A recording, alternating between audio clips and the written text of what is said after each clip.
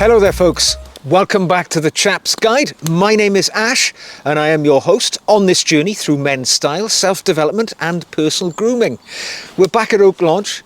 We're back to have a conversation, a bit of philosophical banter between us gentlemen about the state of the world, and particularly, I'm going to read from a viewer's question in a moment. I'm going to allow this to remain anonymous because, we don't want to identify our friends when they're saying things which, promote debate. But it's about working from home and the impact that has had on us fellows. So, it's a fairly long question, but we will get to the debate at the end. And this question is quite straightforward. It says, long-time listener and subscriber, I want to ask your opinion on the subject of working from home. I am a 41-year-old man. I know I may be in the minority here, but I despise working from home culture and the effect it has had on men and society in general. I do think it's a wonderful thing for mothers who want to be able to tend to their children, but for men, the last vestiges of an ordered and disciplined life have seemingly been lost. Especially for younger men. It seems like for so many now, the norm has become to demand to work from home so they can lead their isolated lives. Gaming till 2 a.m. just so they can roll out of bed at 8 a.m. to turn on their laptops at 8 a.m. and start the workday from bed. Now, even commuting to the office has become a huge burden that nobody can be bothered to do. This is even common amongst men of my age, 41.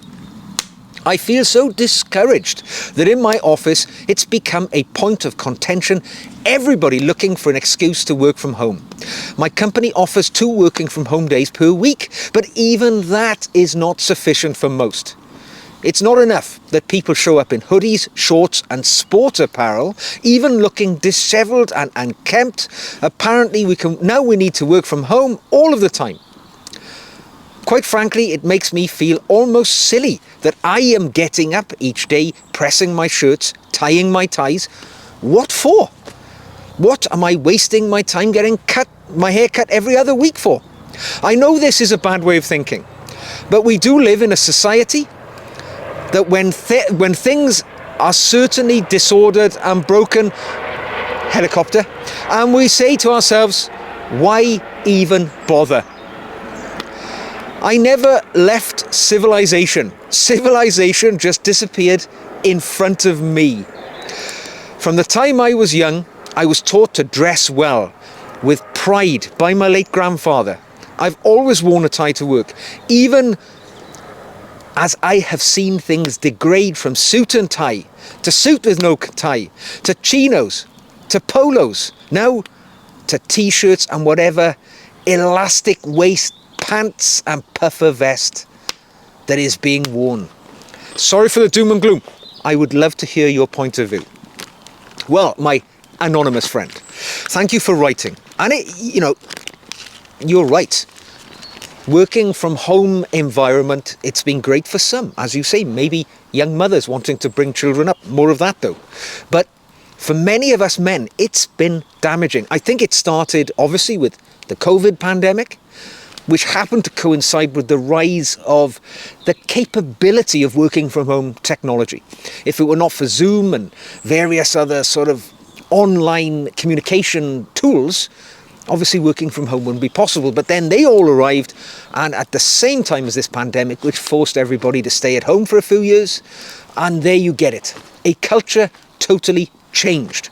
And you're not alone in noticing that decline in the standards of society. I speak about it often and profoundly here on my channel, so much so that sometimes I edit my videos from my little office and I think to myself, Ash, you're becoming a grumpy old misery guts who keeps saying, I use the terms decay of society, the sort of degradation of sartorial style. These are phrases which trip off my tongue very commonly, but a lot of it can be traced to this working from home ethos which has overtaken the world. particularly with younger fellows, of course. And some of the things I've made notes, which I will refer to. You'll excuse me for looking down occasionally. But there are some even more concerning outcomes, which us gentlemen should worry about if we're, if we're working men ourselves, if we're fathers of young men, things we need to be aware of, which are happening because of this working from home ethos and the knock-on effect that it's had from society. We are seeing social skills declining in men day by day. I mean, the ability to communicate, to debate, to enter into a sort of cohesive argument or conversation with somebody is now gone. We see this outrage society where people shout and scream because other people don't share the same opinion as them. And rather than listen to somebody else's point of view, take it on board, maybe even amend your own point of view, what people do today, they shout down the other party, and it becomes he who is most dominant who gets to win the argument, not he who brings the best evidence and the best point of view to the argument. And that's happening. We are seeing that happening because of this retraction from mainstream interaction in young men. We are seeing, what else have I got here? Mental health. Wow, what a massive impact of working from home that none of us perhaps would have thought of. Isolation. As my anonymous buddy here says, people now lie in bed gaming, doom scrolling. They're not reading, they're not taking on board useful knowledge or information which is actionable in their lives. They are doing these life-sucking activities which take your time and give you nothing as a reward for your invested effort. And this is causing isolation. People are less prone to go out and engage with other men. In the UK, we are hearing something like, 10 pubs a day, public houses, are closing down because people are no longer going out. Now, some of us will say, well, is that a good thing? Are people moving away from an alcohol-based society? Or does it mean people are just not going out and interacting, getting involved with other people, making friends? Most relationships these days are founded online through dating sites. They're not meeting each other in the natural, traditional way. That's dying off. And isolation and loneliness is affecting young fellows. We hear the term incel, involuntarily celibate. They want to meet people, but they can't. They're losing social skills. It's a big thing. Isolation breeds loneliness, breeds profound mental ill health over a protracted period of time. How many times have we heard of these public shootings or things like that, where the individuals concerned are people who are impacted by loneliness, isolation, and poor mental health? And I think there's a lot to be said for that. Productivity is on the decline. I read an article in the paper the other day that productivity in the United Kingdom, one of the top 10 economies in the world, is declining, and a large part of that can be said to be as a consequence of the working from home culture, where people quite simply don't work as hard when they're at home. Distraction lies at every part of your day. When you go for a coffee break in the morning, you're not speaking to a buddy in the restroom. You're getting online, you're scrolling, and then you're taking a longer break. And I won't get into the ethics of all that, but the truth is, it's damaging national productivity. And then you've got the blurred lines between working from home. People no longer have the boundaries. They don't finish at 5 o'clock, go home and get on with their lives. Oh God, no. They're logging on, checking their emails at any time of the day and evening because they're connected all of the time. There's a creep from the working part of life to the home part of life. And it's tragic, I think. People cannot disconnect. And the consequence of not working with people, being alongside people, team culture is dying. We no longer have a pride in our workplace, our endeavours, because we're never there. We're just people who are at home creating a product. At the end of the day, that product gets sent off when you press the send button, and you don't have a team ethic anymore. That ethos is dead. Team productivity. Lots of negativity that comes from working from home, other than just not dressing well, which is, a side benefit of a side tragedy of it, I should say. The sartorial effect is considerably profound, as my associate here says in his email. Few people have the discipline to dress well when they are working from home. You'll get out of bed, you pull on the easiest thing, sweatpants, a t-shirt, a hoodie, because there's no effort involved with those garments. They don't have to be ironed. You don't need a crease in the trousers of your sweatpants. You don't even have a belt to put on. They're stretch pants. You start to lose some of your pride in yourself when you dress in clothes very much like that. You don't have a uniform to get into, to feel pride in. I have a guy like myself who worked in the military, worked in law enforcement, jobs where uniform is part of your identity. That other people see you, they know what you are because, they see you. There's a recognition immediately, and you have pride in that. Makes you stand up taller. And if you work in an office, in the past, as my friend here would say, he would put on his shirt, his tie, his suit, and he would feel strength of confidence in his appearance. That's gone for many of these folks. It's been lost in favour of a sloth-like existence. The easiest clothes to wear is what people wear. I've done videos recently on the rise of horrors like Crocs and also swim robes, dry robes, to use their brand identity. People are not wearing them when they go wild swimming anymore or taking part in water polo. They're wearing them because they are too bloody lazy to wear anything else. It is the simplest, most visually unappealing clothes which people sadly turn to. Now, don't get me wrong. I still think it wouldn't be great, the working from home ethos, if people wore a suit and tie every day. But actually, it's showing up the flaws in the human psyche. We will take the easiest route. It's like electricity. The easiest route to ground is the route that it will take. And comfort has now trumped professionalism in the way that people dress. Employees, are utterly accustomed to wearing loungewear to work. And even those who make something of an effort, they'll only dress from the waist up in work-appropriate clothing. Below the waist, they're probably wearing pajamas and slippers. And that, sadly, although it was a joke at the beginning of the working from home era, now I think it has become a reality. And I think what this has led to is a bit of a cultural shift in sartorial style. There's no doubt about that. Because business was just about the last bastion where men would dress well every day, all of the time. They were in public-facing, client-facing roles. You dressed smartly because it presented an image to the people who were going to buy your product, who you were working for, your bosses, your managers. Now that shift has gone. Has changed. And people are taking a cue these days from the most successful men who care not for the way which they dress.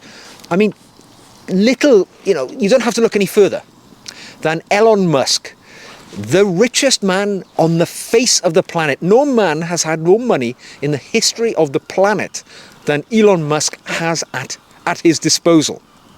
Not only that, but now he seemingly occupies a cabinet position within the government of President Donald Trump. So he has, I don't know whether his title is special advisor or something like that, but he seems to have enormous sway over the man who is currently the most powerful man in the world. And yet, he dresses in very, very casual clothing, t-shirts, all of the time. He seems to have no truck in dressing well for the majesty of the roles which he holds. Business sort of icon, now political powerhouse. He doesn't dress for those roles.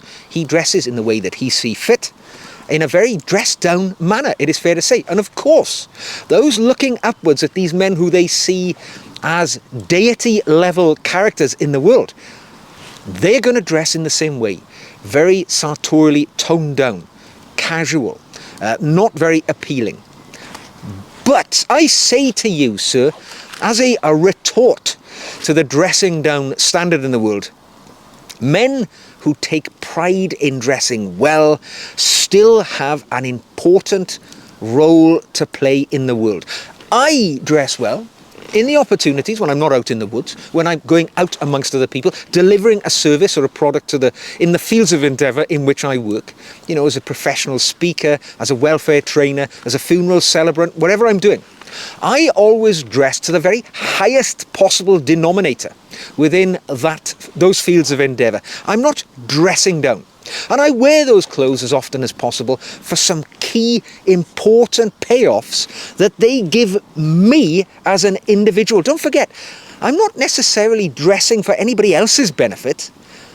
I dress for my benefit. Now, at my age, at my stage of life, semi-retired, financially stable, right? I don't have to dress up for anybody else. I dress up for me. And I've got some core reasons why I do that. Not least because it is noticed. Let's never forget it is noticed by others. But for me, first impressions and influence still count. It still counts when you go out into the world and you meet people, because the way that you dress it directly affects the way that people judge you. Now, you can say, oh, that's right, or it's wrong, or people should, have an open mind when they see people regardless of how they dress. I agree with you. But it's not the case, though, is it? The sheer reality is, if you dress like a slob, people are going to think that you're a slob, because that is the impression that you're giving them. If you dress in a suit and tie, people are going to think you're a professional, successful, intelligent, capable person, because that's the way that you're presenting yourself to them. Now, don't get me wrong. There are monsters in this world who wear a suit and tie, right? And it doesn't take away the sins that they, deliver upon the world because they dress well. But by and large, the way that you dress leaves an impression on other people. And when you ever see a conglomeration, a gathering of world leaders, successful people, do you know the way they're dressed? Shirt and tie, suits. They're not wearing sweatpants. The leaders of the world wear suits, right? They wear jackets, they wear ties, shirts with a collar, shoes with laces, right? These are simple, not etiquette things. They are the symbol of success, of leadership, of self-confidence, and respect for other people as well. Remember, you dress to show respect in the people that you are meeting, not just respect for yourself. And a big part of why I dress well is self-respect and self-discipline. Because when you dress with intention in this life, it is an act of self-respect. And it enforces discipline upon you as an individual, right? And that self-discipline might be the only little bit of self-discipline that many of these folks get in their lives these days. When I say it gives you self-discipline, why does it do that? Well, for a start, you've got to look after those clothes, right? If you've got a nice pair of leather shoes on, you've got to put a shine on them. You've got to put polish on them. They're going to look better. They're going to last longer. They're going to represent you well. The trousers you're wearing, you've got to put an iron over them every so often, because a pair of trousers is greatly enhanced in its appearance by having a nice crease down the front. Then the upper part of your body, right? You're wearing a shirt. It has to be ironed. I know people struggle to iron. I know this because one of my most successful videos of all time is how to iron a dress shirt. And it tells me that hundreds of thousands of people who viewed that video didn't know how to iron a dress shirt. They had to look it up on YouTube to get the tips that I gave them. But it's important. It instills within you discipline and skill in order to look after your kit. It is a reminder when you're doing these things, ironing, laundering, doing all of these care things that you have to do to keep your clothes looking good. Self-discipline. It reminds you that what the journey is all about. It keeps you between the lines of life. Because when you get out of bed and put on the sweatpants and you say to yourself, what's the point of wearing nice trousers? Right? You're one step away from never wearing decent clothes again. You're always going to take the easy route of sloth. Do not fall down that route. Dressing well It's not necessarily about, dressing for other people. It's about you, self-discipline, your confidence and respect in yourself. And remember, excellence in your life comes not just from your ability, but it is in the presentation of your ability. Right? You might be the best at whatever you do, but if you look like a sack of crap, that is what people are going to think when they see you. If you look like a well-dressed, well-turned-out, presented person, and you're also exceptionally good and talented at what you do, you are a double whammy. You are telling people in your skill that you're great at something, and you are looking like you're great at something as well. And the last good reason why I dress well is because it sets the tone for future generations. The reality is, the sartorial standards that we whinge about here and say they're dying away, they are really on a precipice. This generation will decide whether men going forwards wear sweatpants, swim robes and Crocs as their normal daily attire, or if they dress well in the future. If we lose that ability to dress now, it'll be gone. One generation is all it'll take. People will look back in 50 years' time at the way we were dressed today, wearing suits and ties and shirts and leather shoes, and they will say, look at those bloody idiots. Look at the way they were dressed. As we now look back upon people maybe in an era where they wore big ruffs around their neck and funny hats and men wore tights. People in the future will be looking back at us thinking, why didn't they all wear Crocs? Why didn't they all wear the shapeless nylon abomination of swim robes that we are all choosing to wear today? It's up to us, folks. The reason why we dress well today is to set the tone for the future generations who come after us. I dress well because my son, still a teenager, looks at me and he sees in me the way to dress for a responsible, professional, sartorially connected man. As I looked at my father when I was growing up, my father wearing a shirt and tie to go to the pub, because that's what men did back then. Now that slipped. We ain't going to get that back. What we can do is grasp on to what we can as sartorially well-dressed men in the modern era today, because it's going to fade. It's going to disappear. And young people are going to be sentenced to a life of wearing terrible clothes if we don't set the tone. If there's a young man in your workplace who you can see he's struggling to dress well, he's showing signs, go and have a chat and say to him, oh, I see your tie's knot is not looking great today. Let me tell you how I tie a tie knot. I use a half Windsor. I can see what you've got there. It's not working out for you. Give them some advice and a nudge in the right direction. You don't even have to give them advice. Give them a compliment. Just say to them, I tell you what, Charlie, you are looking sharp today, sir. The ladies are going to be chasing after you. And, I got to say, your shoes look great. You've got a great shine. How did you do it? Show interest. It really makes a massive difference. Be the example yourself for others to follow, and they will. Do not let us be the last generation who are the ones who dressed in a responsible and a respectable manner, because it does make a difference. It does truly make that difference. Now, I know I read the sort of retail publications, and I've heard that there's something of an upturn in the sale of neckties, shirts, various other things like that. I hope it's true. I hope it is true. I hope the effects of the COVID pandemic and this working from home, wave which is sweeping the world is behind us to a degree. I hope we are seeing people going back to the workplace, building a team dynamic, learning how to be more socially interactive with other people, being more productive, because the world will be a better place for it. And some of it is down to us. We have to lead so that others may follow. So gentlemen, go out, wear your nice clothes, and do the bit that you have to do to make sure it is perpetuated into the future. It's enough of my ranting here today. I hope I've answered the question which came in, and I'm grateful to my anonymous friend who wrote it in.